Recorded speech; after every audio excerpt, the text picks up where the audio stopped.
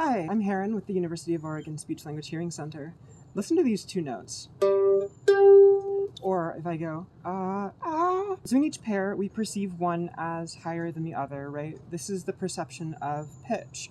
This is the difference in what we hear, which is caused by the difference in how fast the object is vibrating. And whether that's the mandolin string or my vocal folds, the higher pitch is caused by faster vibration. And in fact, in this case, with the it was exactly twice as fast. So pitch is one modifiable parameter of the human voice, and it's one we all vary every time we talk. If I ask a yes or no question, right, like I'm gonna vary my pitch. As I'm talking right now, I'm varying my pitch. If I were to ask somebody, hey, do you listen to Chapel Roan, right, the pitch goes up at the end. So to some extent, we are all varying our pitch all of the time. However, there's also one characteristic that affects how we gender the voice, but it's far from the only one, right? When we focus on only modifying pitch to the exclusion of others, that's going to offer us diminishing returns.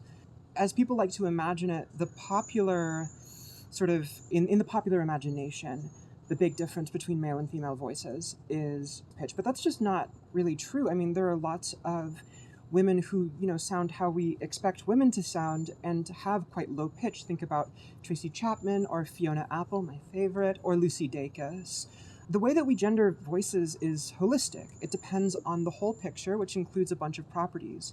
The pitch range that you speak in is one of them, as is intonation, the way your pitch moves up and down as you speak, which is socially learned in gendered patterns.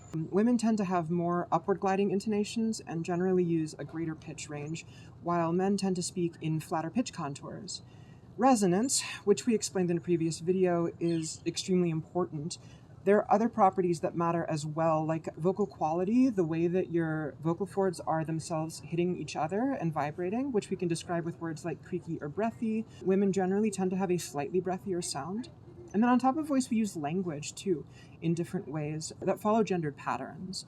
So you might want to modify your vocabulary, your semantics, your syntax, your pragmatics, and we'll cover all of those in other videos. No single characteristic suffices to change how our voice is gendered by others. So when we voice train, we want to ensure that we are paying attention to the whole picture and not missing the forest for the trees.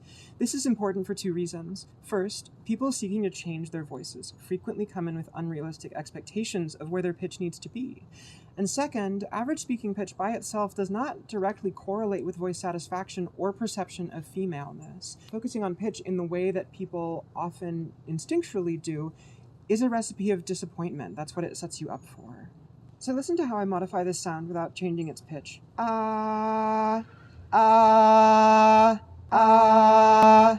This works with full sentences too, right? So if I say, I love Nevada by Imogen Binnie versus I love Nevada by Imogen Binnie, those were more or less the same pitch, and yet sounded pretty different. This is not to say that pitch doesn't matter at all. That demo sounded the way it did because I intentionally chose an androgynous pitch, but it should show that pitch is only one piece of the voice puzzle.